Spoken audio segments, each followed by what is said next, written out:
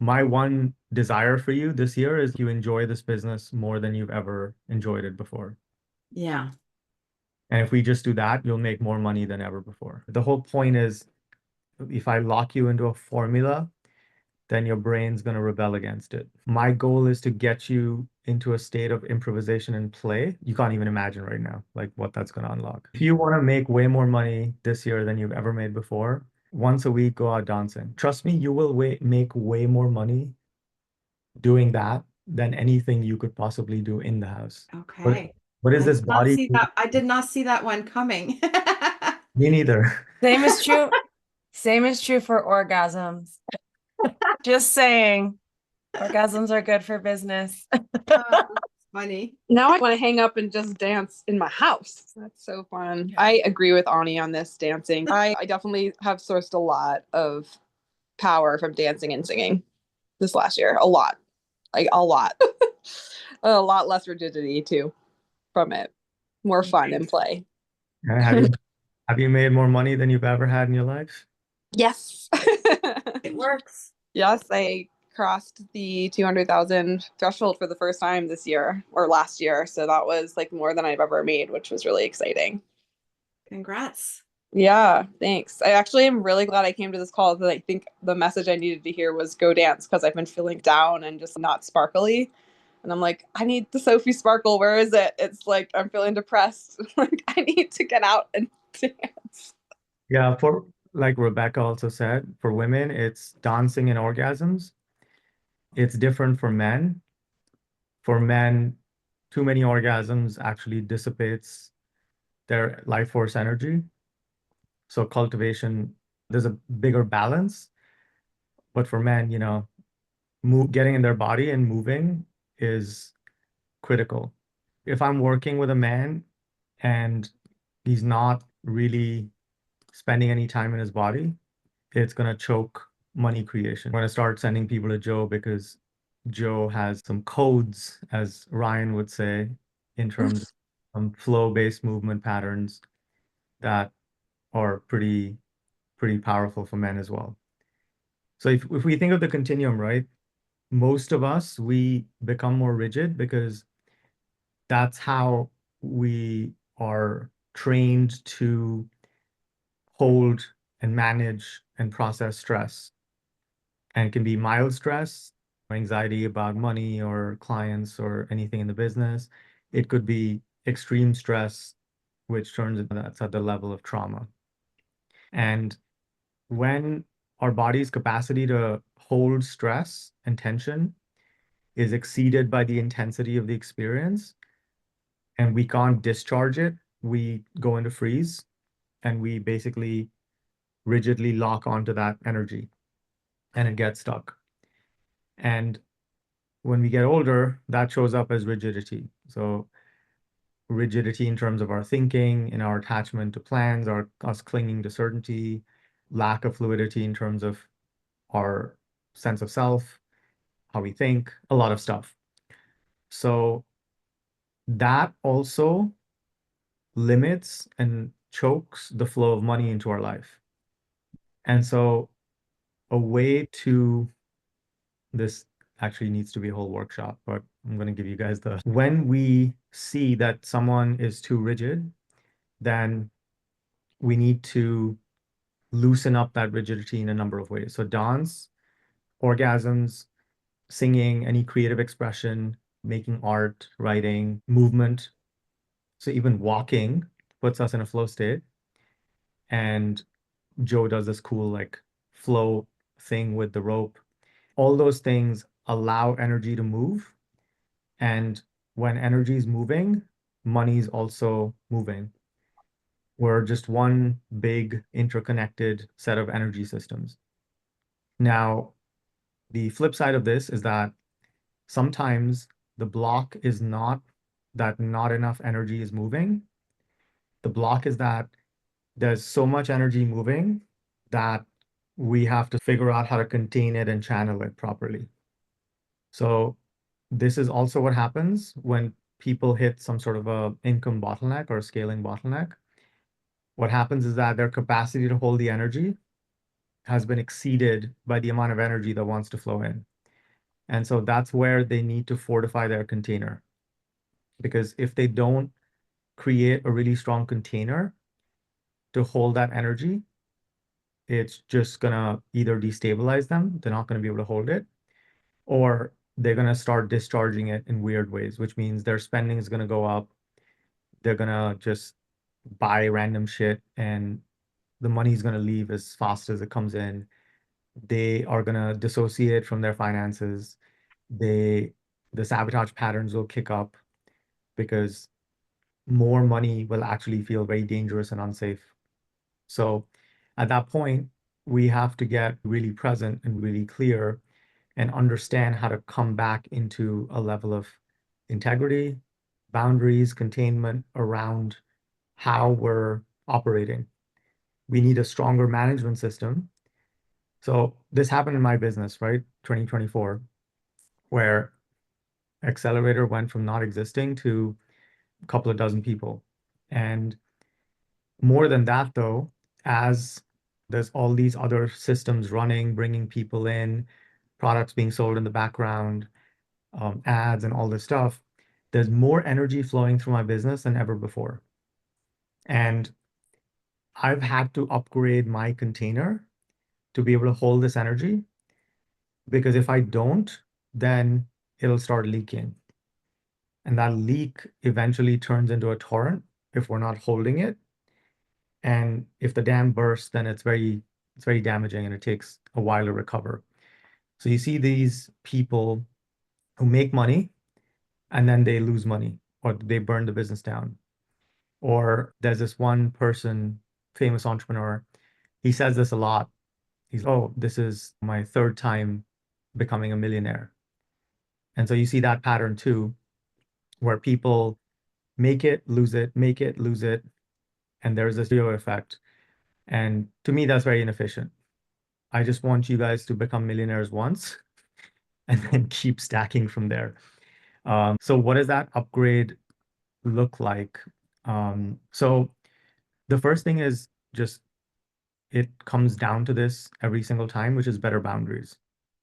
And that is also synonymous for me with reducing the inconsistency in my actions.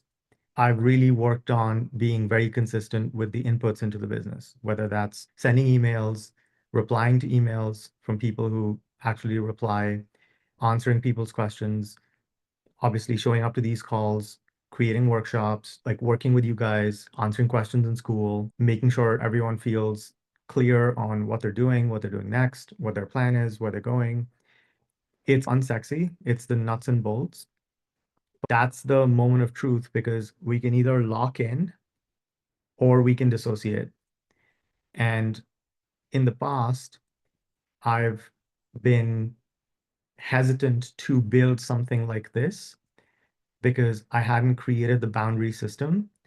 I also call this the internal management system to hold this volume of energy, where the energy was coming in at this rate and in this much volume, and there was this much stuff happening. Because if we go from having 10 clients to 60, 70, 100 clients, our ability to manage that complexity has to get better.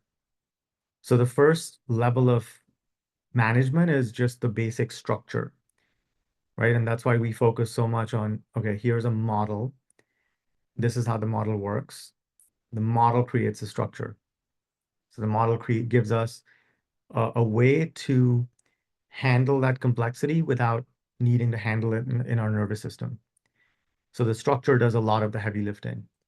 And then beyond that, there is still stuff to do. So that's how we manage and segment energy. Do we have blocks for certain things? Am I reviewing the numbers every week? Am I doing the things that I need to do? Example of this is in the beginning, if I was hosting a workshop, my brain would literally shut down in terms of everything else. I really couldn't parallel process creating a workshop, which was a very deep process for me in terms of really understanding my ideas and articulating them, and also be able to parallel process that day or those days or those weeks, sending emails. And now, for example, on that axis, I'm able to parallel process a lot more because I'm able to segment and containerize the different kinds of things I need to be doing at the same time. So now my emails are consistent and they're independent and decoupled with workshops I host, independent of the accelerator calls. And so even with that, we used to do, so I promised a call every 2 weeks. That's how we started. I added bonus calls on the off weeks. So we had weekly calls. And then I added another call. So now we have calls twice a week. And we typically go 2.5, sometimes 3 hours. So even with that, there's more stuff happening. So my ability to manage and handle that without exceeding my nervous system's window of tolerance, without frying my nervous system, basically, has had to increase. And now I can stay regulated even though there's 10x the volume of energy flowing. Matt, question? Yeah. Curious about the journey when it comes to deciding that you are going to go for it. Yeah. And I don't want to say sacrifice, but shift where, like, shift which values you're placing an emphasis on. So I know in the beginning it was very much, this is an experiment, kind of an experiment for fun. Yeah. Was there a moment where it became a, like, time to scale this to $1 million profit, and that will be at the expense of my free time, but it will create more financial resource, and therefore I'm going to lock in on that? What was that journey like? Yeah, so for me, it was less about the money because money doesn't, there's been times where money was the driving force because my perception was that there wasn't enough of it. But for me, what changed was more that I was seeing the level of impact that was taking place and how I actually saw what I was actually creating, which was allowing people, and these ideas have developed over time as I've looked at the rear view mirror of what I've created, but really helping people create the most congruent, aligned way for them to get paid to exist, allow themselves to feel turned on in a state of ease and flow, build a business, live their ideal life, all those things. Like watching people value these ideas and become more themselves than ever before and have more fun in business and make more money and just feel really good. That for me is the thing that I want to scale. And my why is I want to help as many people feel the way I feel in my business and figure out what their version of that is. So this year, I'm playing with a number, which is, can I help 100 people reach 100K a month or whatever their version of that goal is? Maybe it's 50, maybe it's 40, maybe it's 60. And so if I orient towards the impact, the way the model is built, the money is going to come. But the money is not the core principle because money doesn't turn me on. Money is convenient, money is great, but money by itself doesn't make me want to do some of the things I've had to do and make some of the sacrifices that I've had to make. For me, it's always been about people. So when I see people create something that means so much to them, wow, okay, this is worth it. This makes the juice worth the squeeze. I think the battle here is we all have to figure out what our why is. And it can't be a conditioned why, like what we think we should desire and allow to motivate us. Because for some people, it is money, and that's what they should base it on. For other people, it's attention. So getting honest about that and not coming up with the answer that we think we should have is key. And once we figure out what that thing is, that becomes the source of energy that powers the whole machine. Because you astutely pointed out that it does take a little bit of a shift in values and sacrifice. But for it to not feel like a sacrifice, it has to be a net positive ROI. And for it to be a net positive ROI, the thing we're getting has to be greater than the thing we're giving up. So to scale this, I've had to give up the autonomy, the freedom, a little bit of spaciousness. And I'm happy to do that, because if I was resentful, if I was doing it unconsciously, then I would hold this back and I wouldn't allow it to get big. So at each stage, I've had to renegotiate, like, okay, are we doing this? Okay, this is what I'm signing up for. I'm going to consciously choose that, because the accelerator with 50 people is going to take something different from me and more from me than at 10 people. And it would be different if I was outsourcing like the coaching and just hire someone to do this. But then I would get no energy from the business. Then it would just feel very mechanical. And then to me, what's the point? So it's like within my constraints, what are my values and what's my why? And if I get really honest and clear on that, I basically have a limitless source of energy. And then I don't need to like negotiate with myself each time. Are we really doing this? And there's way more flow and less drag that I'm creating internally. Cool. Sophie? I don't know if I have a question anymore because I just feel this. I've been feeling like really funky, like really low energy and not motivated and confused and not sure where to go. And I feel like what you just said is exactly where it is. I think I'm hitting like a new threshold with the amount of people that have come in recently. And I was like, why am I not more excited? And I think some part of my brain is still linking that to more work and more stress, as opposed to it being like exciting and fun and getting to help them with their health. So I'm curious now. I think that event last fall really scrambled stuff in my brain. If you remember how I was like, I saw all of my like mentors crumble. I think like for a long time it was money motivated, and then that crumbled, and then it was like success motivated. And so now I'm like, okay, like what is the why? Because I think there is something almost like energetically holding me back right now, and it's honestly why I hopped in the call, because I was like, I don't even know what I need to ask. I just feel like I'm in a weird spot with it. Yeah. So this is such beautiful timing, because as we grow the business, we go through these inflection points. And the inflection points are usually when there's a shift in values. So if I have very little money in my bank account, then money is going to be a good driving force because I'm trying to get out of pain. But as soon as I make enough money or I exceed my whatever goal is, and the pain completely flattens and disappears, usually what people experience is all the drive, motivation, passion also goes away. Yeah, Because that's exactly how I feel right now. So like I feel like I'm searching around in the dark.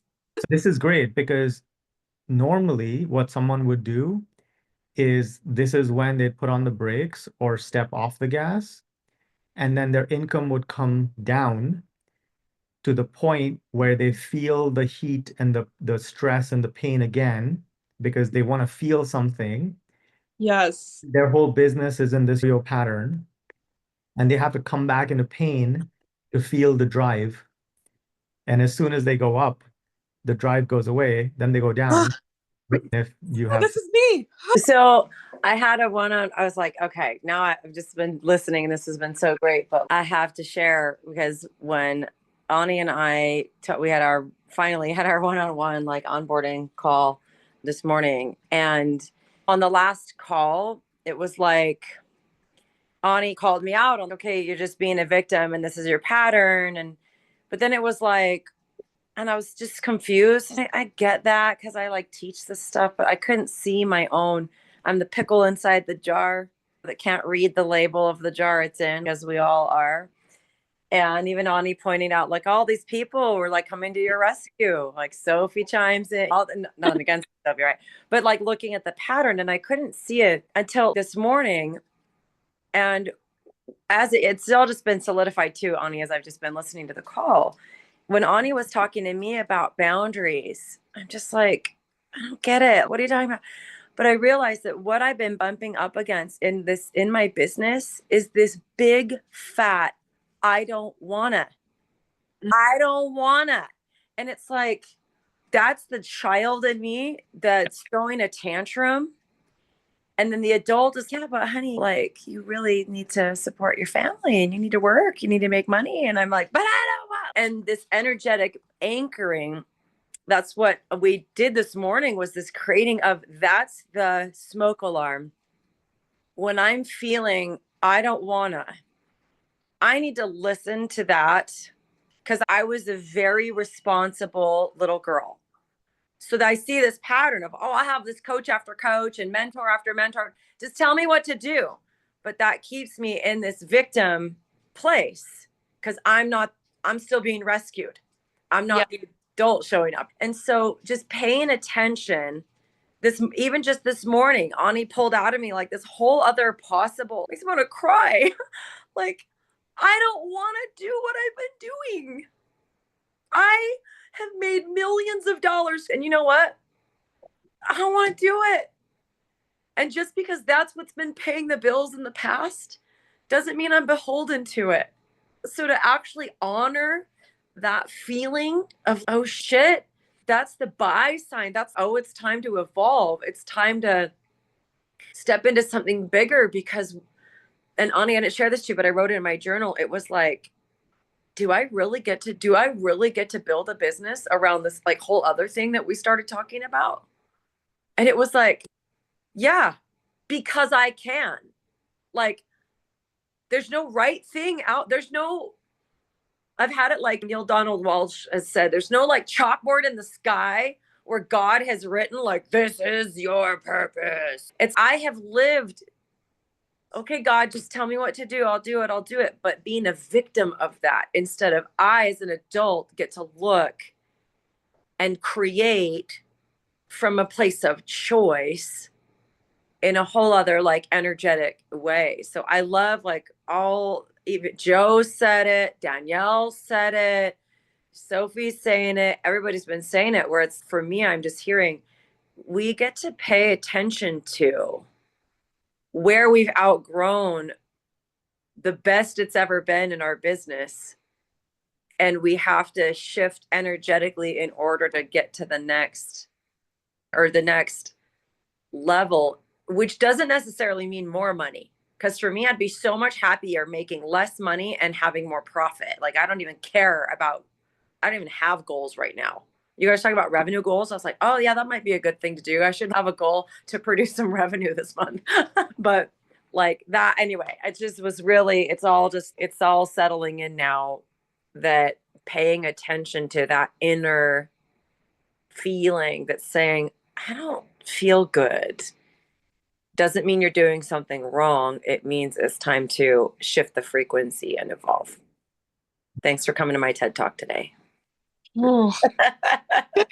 Yeah, channeled, truly. So, Sophie, so like this is a great time to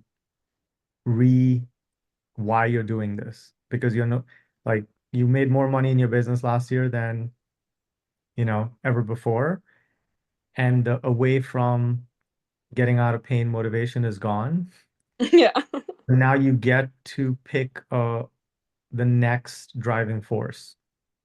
And I'll say one more thing on this. The best driving force usually doesn't have anything to do with us.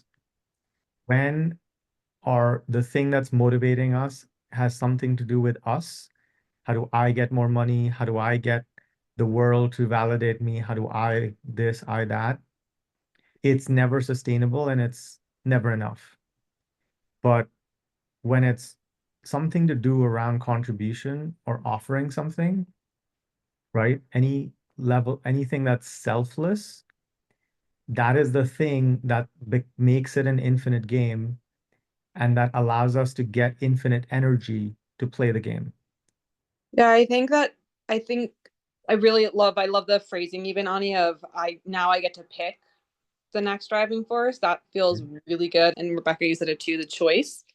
And I'm gonna sit with that, because I think I've been doing this business now for however long it's been, Ani, right? It's been 6 years, something like that. You've known me. 40 years. 7 million years. We actually known each other in 7 past lives. But I think when I first started, it was like solely to help people. And I think along the way, there was all these other influences that got in that I thought was the reason. And when it was to help people, truly help people to understand their bodies and to heal, that was always greater than anything else, money, success, whatever. So I think I've gotten away from that. Yeah, and we can't focus on helping people until we've helped ourselves. Mhm. So all those people, this is the people who identify as healers, they're trying to heal everyone else, but their shit's out of whack. That's a technical term. That's a bypass. But once we've created basic safety, stability for ourselves, that's when we earn the right to hold that why of this is why when you see like people who amass hundreds of millions or billions of dollars, everyone eventually comes back to philanthropy. And sometimes it happens late in life because they realize that the giving it away is worth more than whatever joy they got from accumulating it. But we have to earn the right to make our why helping people. And this is not like a immediate answer No. question, right? And maybe it takes you a few months, maybe it takes you a few years to really uncover. What I sense is that whichever value you land on, this can carry you through your entire life. If I was a Zen teacher, my response to you would be chop wood, carry water. Okay. What that means is chopping wood and carrying water is the basic, mundane, nuts and bolts thing, right? Yeah. Basic reps. And that's one, which is we have to keep putting in the reps. We can't be hyper emotional beings where our motivation fluctuates based on our emotional state. And it's okay if it does, Yeah. but that's not going to stop me from sending an email. That's not going to stop me from making offers. That's what an internal boundary does, which is I feel blank, cool, and I got to send my email. Yeah. Feel blank, and I got to get on this call. So the more we can boundary the volatility from the mundane stuff, the reps that need to be put in, the safer we feel and the better everything gets. That makes sense. So that's one. The Yeah. second is this is a good time to reconnect to the magic. The fact that we get to build a business like this is a fucking privilege. The fact that we get to help people in such a deep way that turns us on and lights us up and get paid for it is a privilege. The fact that people give us money that they've worked hard for to receive the value of our experience is a privilege. And when we reduce people to numbers, because it's very easy to look at this business as, okay, this is my balance sheet. I made $35,000 this month and profit margins, whatever. Yeah, we can approach it like that. And there's lots of people, including many autistic gurus, who preach this very mechanistic way of running a business. But there's no heart in that. Yeah. There's no juice in that. There's no joy in that.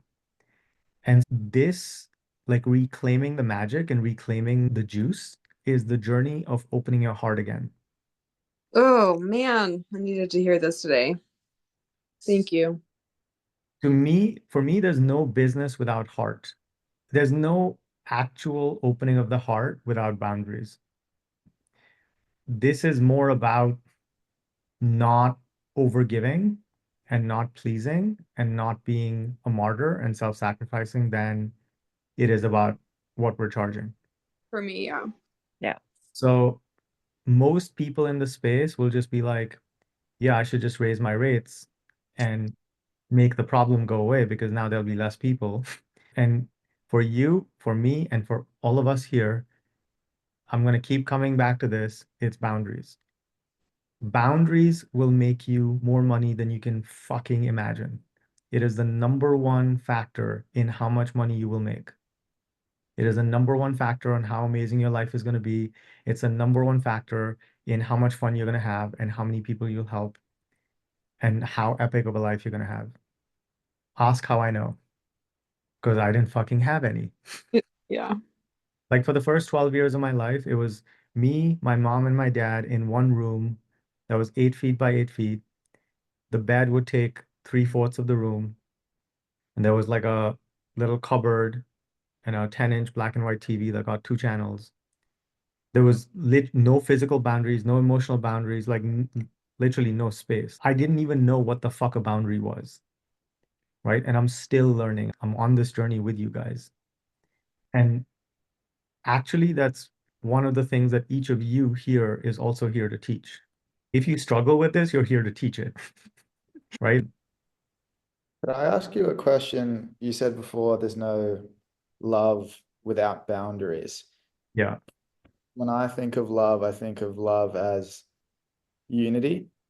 Yeah. I'm just wondering how you conceptualize how they work together, like the boundaries of being your own sovereign, energetic being, whilst at the same time, love is the realization that, in a way, like there are no boundaries too. Like, how do you Yeah. think about? Yeah. So in that definition of love, there's no concept of boundaries because who's loving whom? Okay. Oh, yeah. So just at different planes. Yeah. So at that level, there's no duality and there's no me and you. There's no separate self. So it's all one. But to fully optimize the human experience, because there's, we're playing in duality and there's a sense of self and other, the boundary is what creates the sense of self. And without the boundary, there's no safety. Because thought experiment, imagine that each of you, you're in a room, you're at home. Imagine the walls and the ceiling disappear. And as we're on this call, there's people just walking through the room you're in, cars, like people are just going through because there's no boundary to contain it. Would you feel at ease? Would you be able to focus on this call and be relaxed? No, right? So our boundary system, which is invisible, most people don't even know it exists, is the same way.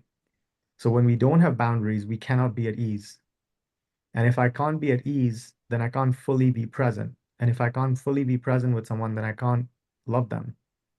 I just don't have the capacity. So even in a relationship, if when I work with people who have boundary issues, they are confusing codependence with love or enmeshment with love. They don't have the capacity to love because real love comes from wholeness. And so without the boundary, there's no intimacy. Without the boundary, there's no real healthy relationship. And the boundary is crucial at a number of different levels of the fractal. So we need the boundary system within ourselves, so between us and anyone else. We need a boundary between us and the business. Otherwise, we get enmeshed with the business. Anything that happens in the business hijacks our state. And using the business bank account as a personal account is a great example of enmeshment with the business, right? Separate workshop on that. Then there's boundaries between the business and the people who interact with the business. What are the agreements? What's the agreement field we're setting with clients?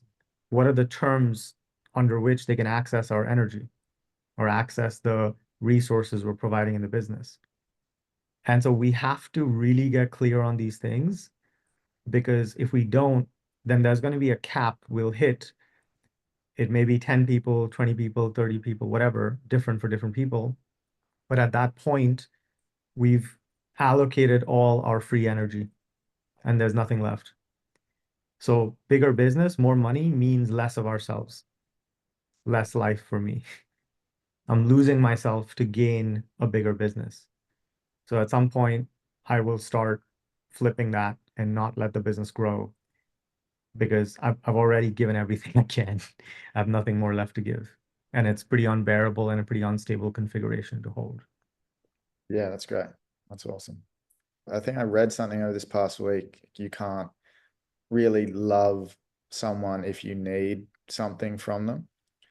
So then if you're enmeshed or if you're codependent, Yeah. you're like out, and that applies to a person, it applies to business, it applies to a client. So then that's the lack of boundary. If you need to feel important from your business, or you need like validation from a person, you Yeah. can never love the business, you can never love the person, or you Yeah. can never, yeah, that makes sense. That's why in my relationship with Lee, I don't ask her to commit to me. I ask her to commit to herself. And I'm unwavering and ruthless in the standard I set for her commitment to herself.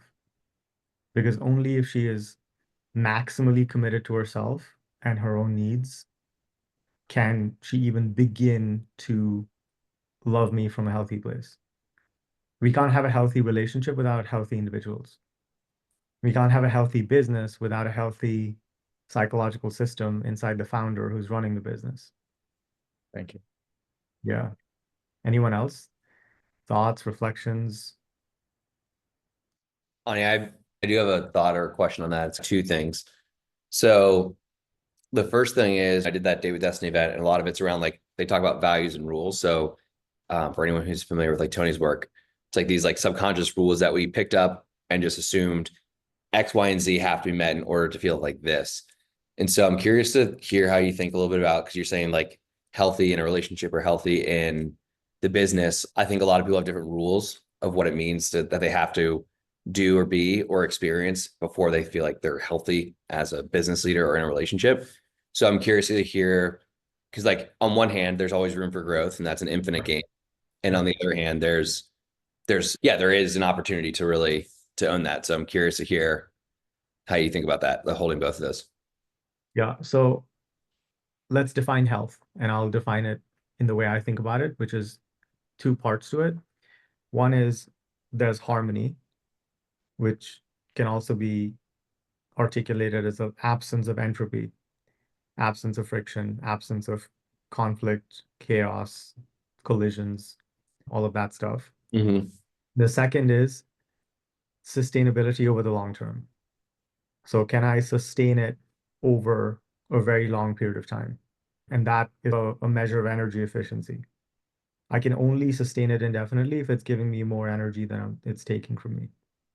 And if I optimize the whole game so that my business leads to more harmony because it's allowing me to be more of myself, more authentic, operate more in my zone of genius, operate more in flow, lead to more alignment between my vision, mission, purpose, values, all those things. And it is set up in a way that I can play this game indefinitely. And actually, the more I play the game, the easier it gets and the better it gets. And rather than leading me to burnout and a crash, it's taking actually me in an opposite direction. It fuels me up even more. Mm. To me, that's health. And we can apply that to our physical health. Do my habits, if I keep repeating these habits, is it going to take me closer to where I want to go or away from? Right? Are these habits putting me more in harmony or less in harmony? And then relationships too, like the biggest decision we ever make is who we're going to choose to be our life partner. Why? Because that person has the most outsized impact on us. I can look at the person I choose and the relationship we have. Does this person let me be more of myself and become the best version of myself and come into more harmony with myself? Can I be with this person indefinitely, and does it keep getting better? So we can apply the same heuristic to every system that we inhabit. And to me, that makes it very clear and very objective because it's not a subjective opinion of like, is this good or bad, which varies too based on emotional state. Mm-hmm. True.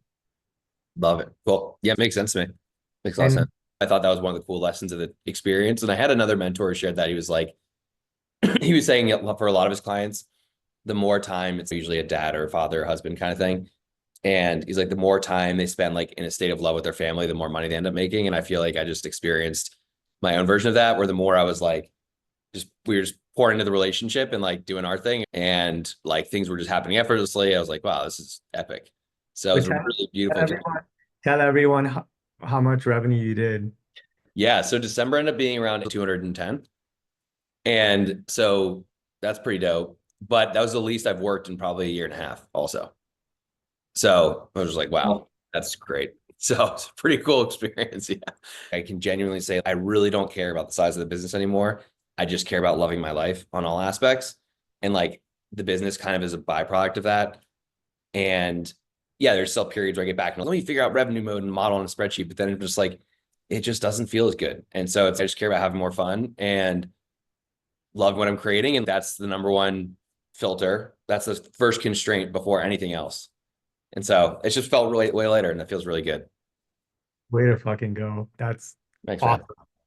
It's one thing to get this stuff intellectually, but you really gone through the emotional discomfort and turmoil of stepping into it and embodying it. Mm-hmm. And you're obviously experiencing the fruits of that. Yeah. Well deserved. Yeah. Thank you, man. Thank you. Yeah. I'll share one last thing is the other question that came up. At the event, they talk a lot about, I think it's spiral dynamics. And there's that energy of blue. I think it's blue in spiral dynamics, where it's like you're looking for rules, right? And like your life is about being confined by rules. And you go through, there's an exercise I did where you look at which levels of energy you typically live in. I was like, oh, that's weird. I don't really live in blue at all. I like didn't see it. And it's like totally the one where you're so in your own rules for life that you don't even notice that like you're living by them. And I started to realize, holy shit, there's so much in my life where things are an either or. Either I have a business I love or I make a lot of money. Either I do this or it's this. And I'm just realizing over and over, the lesson keeps being like, dude, it gets to be both. And that just feels like total integration. And that's been just like, so that's been a really big one to let land. And I feel like that's been what I've been experiencing the last month or so is you get to have relaxed fun, enjoyment, and it can be super profitable. There's no rules that say it has to be one or the other, or that one means less of the other. It's like ridiculous. Really, it's more of each equals they can fuel each other. So it's just really cool. So Absolutely fantastic. a lot of shifts. Yeah, it's been fun. And kudos to you, man. This group is so awesome. Like coming on the calls and just like listening to other people just puts me right back into that state too. So I love like even if there's not like a direct question, it's just like soaking this stuff up is so powerful. I think that's a big thing for me too, that you were saying, like, you get to have the pleasure and the money. Like, it doesn't have to be either or. Mm-hmm. I think I've had that, the blue box too, or whatever you're talking about with the colors, like the Well, rules. So I think Ronnie was saying too, one of the things that really has landed with the boundary stuff was like the boundary for me has been like within my own psychological system of saying no to when this pattern of guilt creeps in for when I think about, oh, I get to create a business that's just an expression of what could be the most fucking fun adventure for me. It feels too good to be true. And then I start to feel guilty.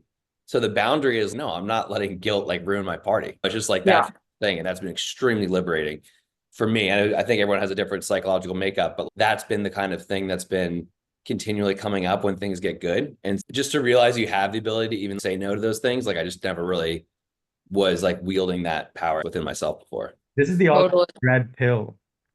This is the seeing of the Matrix. This is the moment when Neo realizes that the reality that he just took as reality was a simulation. And he can create anything he wants by choosing, right? It's not coming to him.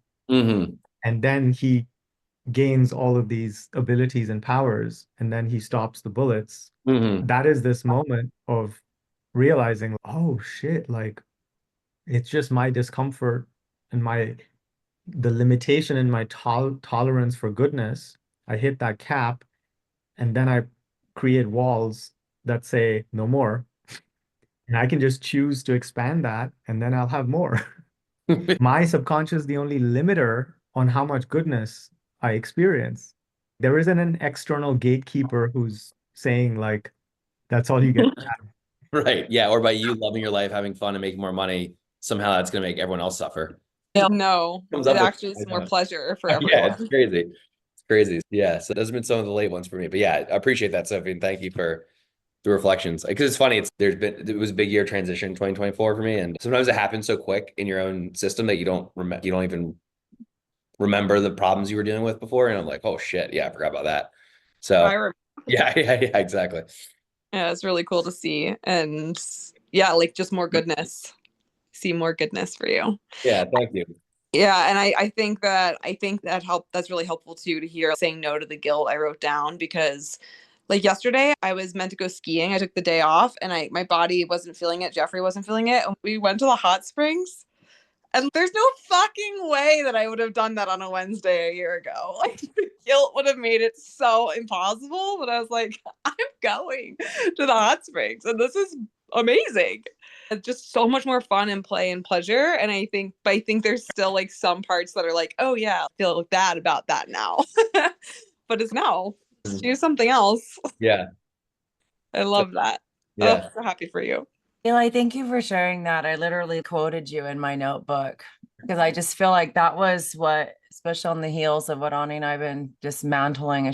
I just realized like what you said, I don't care about the size of the business. I just care about loving my life. And as I realized that like part of the boundaries or lack thereof has been this belief I have to suffer. Like sacrifice is required.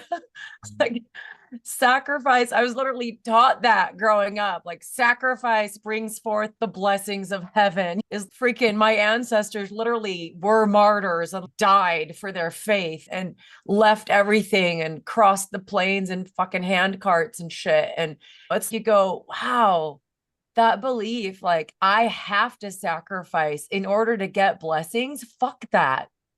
I don't have to sacrifice. And there's also like there's also the looking for permission. If other people let me, then I can. And this is just, it came to me on New Year's Day this year, just because I can. This is going to be a year of because I can. Oh, who are you to go to Mexico for a week? Because I can. My life is engineered about how do I get to love my life? Because I can. I'm so done being the martyr. Did you hear that? Did you hear that, Ani? I heard it.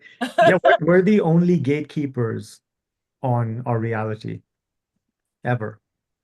And I want to give you another frame to hold because it's convenient for us to hold a frame rather than the sacrifice. What's allowed me to move through the scaling journey fluidly is the way I relate to it. It's not sacrifice. I see it as devotion.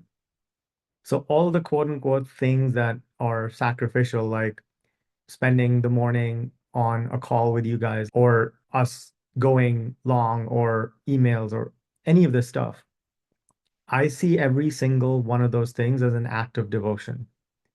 And when I see it as an act of devotion, that's how I love you guys. That's how I love the world. Then it doesn't take from me. Then I'm pouring out from the overflow.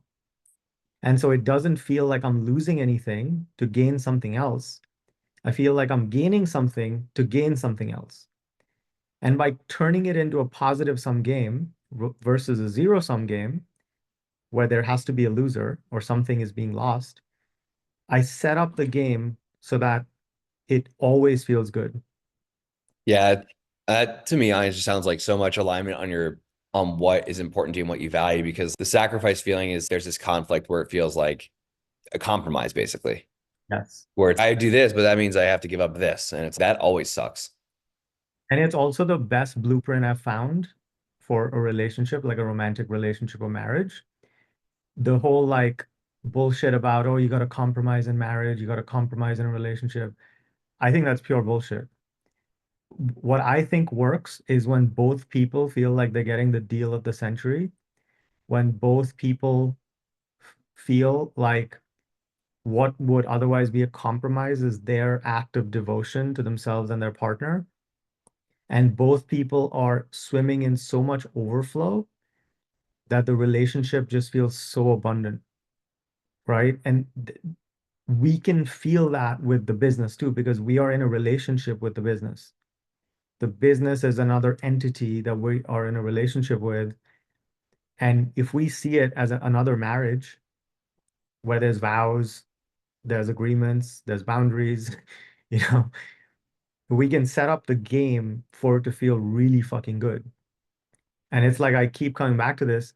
If that's the only thing we do, that's what was screaming from what you shared, Eli. It's like you figured out the design, and it's a unique design for all of us that allows the game to feel really fucking good. And then the floodgates in terms of money and all this other stuff just open.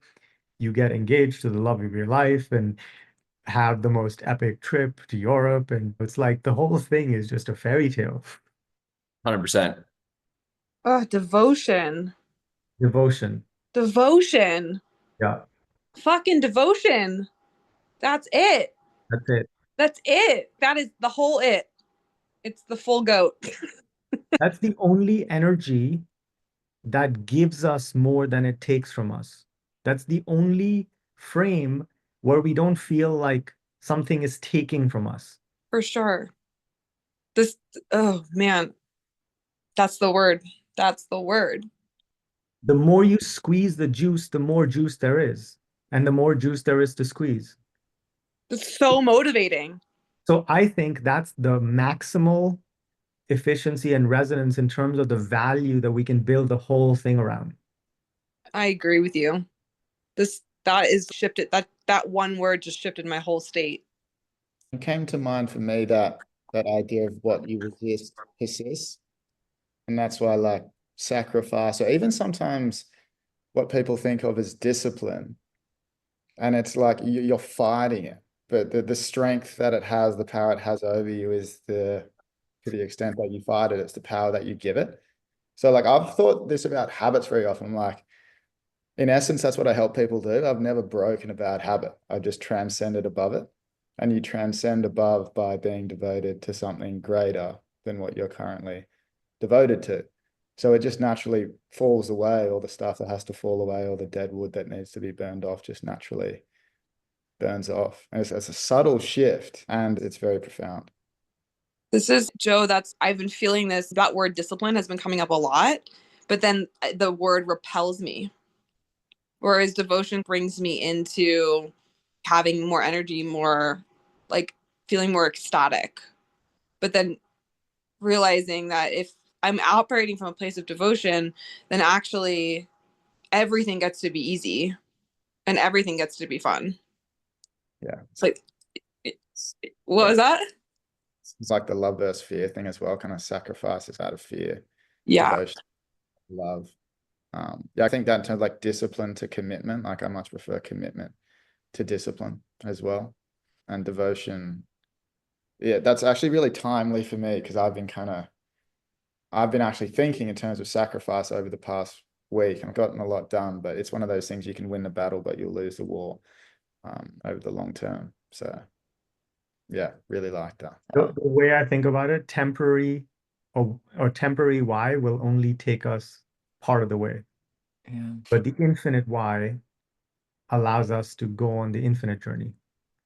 And on some level, there's only a few contenders for that, right? It has to be either the God, source, universe, the infinite, the divine, or it's got to be some sort of service to the world. Usually is the same thing in a way. And so if we're anchored in something infinite, then we have a connection to an infinite power supply. Now, we don't have to use up our local storage or local batteries because there's an infinite amount of energy coming through the cables. I've been listening to this audible of Wayne. It's like the best of Wayne Dyer. Yeah. And he said, you don't have a problem. The only problem you have is that you think you're separate from God. And I have not been able to stop thinking about that. And now it's just clicking with a different value set for me now. You are the problem. The only problem is the separate you. But then all these problems, but then you just swap one problem for another.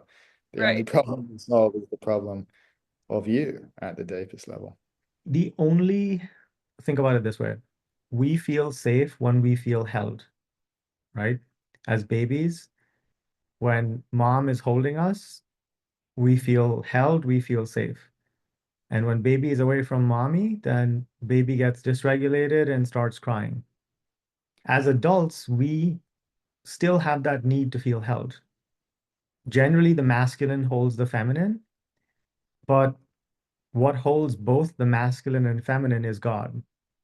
So when we can feel being held by God, our system can drop into a level of ease that is otherwise completely inaccessible. And that is where miracles happen. That's the place to create from. To feel held by this, whatever vast divine intelligence that makes our hearts beat and turns acorns into oak trees, right? That makes the wind blow. And that's different from the deep states, weather engineering experiments. And that's the only real way we can find that deep sense of safety, that maximal capacity to create. That's why Einstein said that the most powerful question a human being can ask is, am I living in a benevolent universe? As in, is this thing, the whole thing, is it conspiring in my favor, or does it not have my best intentions at heart? Because if we can ground in that, if we can feel, wow, I exist because I'm precious, I'm worthy, I deserve to exist.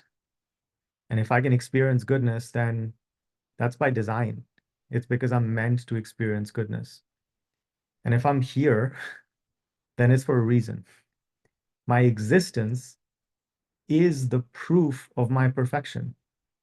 My existence is the proof of my deservability and my worth. Because we live in a universe that is a perfect algorithm. It's a perfect mathematical equation. There's no mistakes. So if we're here, we exist, and we're aware, and we experience, then we can rest assured that's all by design. It's because we're wanted. We're wanted by the thing that created us. We're wanted by this infinite intelligence. It wants us, it cherishes us, it loves us, and it's holding us. And that is the ultimate tether. That is the ultimate sense of feeling held. Like I say this a little too much these days, but that's another workshop. Connecting to this place every day, if you make it a practice, you just lay on a mattress or on the carpet or whatever, and you tap into the feeling that you're being held by the universe, by God, by the divine.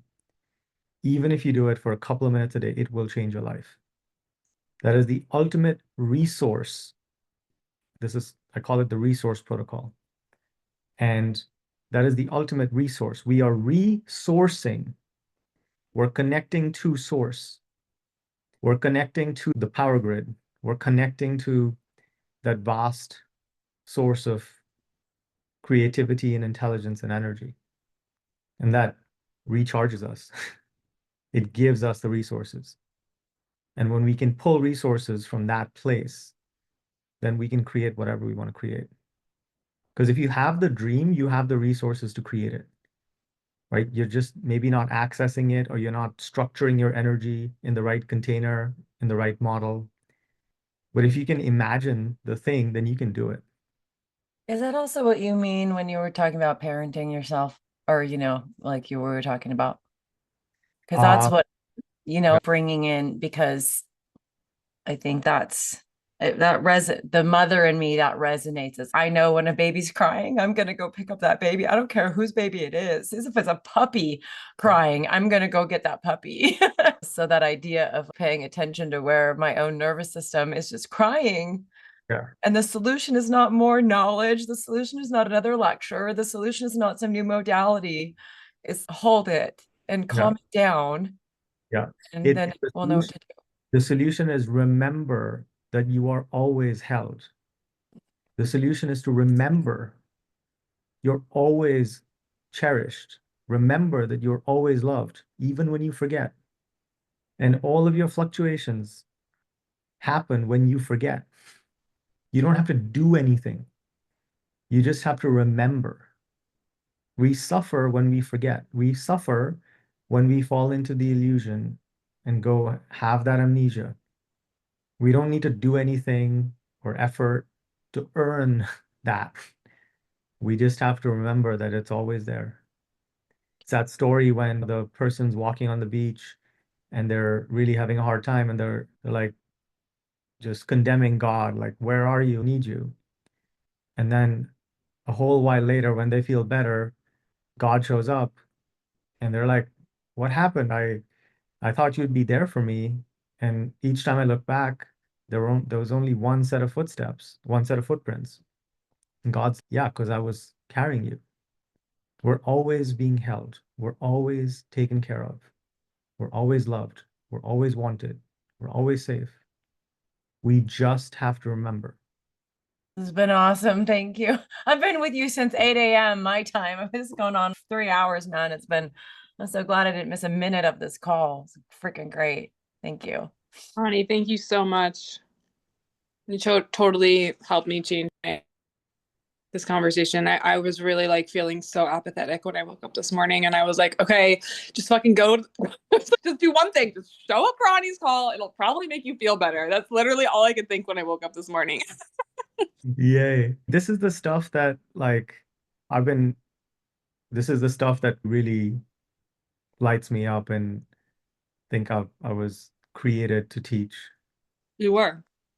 I don't know what part of you thinks that you're not already a Zen master. I think you were like, if I was a Zen master, I'd tell you to chop wood and carry water.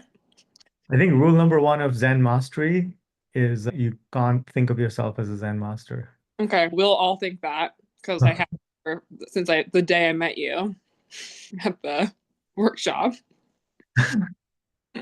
I appreciate that, and I appreciate each of you like being in this conversation and with such open hearts and open minds and engaging so deeply because we're creating a field here collectively. There's something special about us being together in this geometry and being in this energy. It's a vortex. To me, the accelerator is not like a program or all the conventional terms. It's a vortex of frequency, and we're co-creating it. It's not me in any way. Like this is not possible without each of you. And like calls like these make me feel so fucking grateful. So grateful for each one of you and for what we're co-creating here. I have to go to a call, but I just wanted to say I just made money off of a course while we're sitting here that I am not even promoting while we're talking about Source protecting us. And I don't even know who that fucking person is. I just checked my inbox. I'm like, oh, there's more money. More Great. people. More people to help. Love it. Okay, I gotta go. Love ya.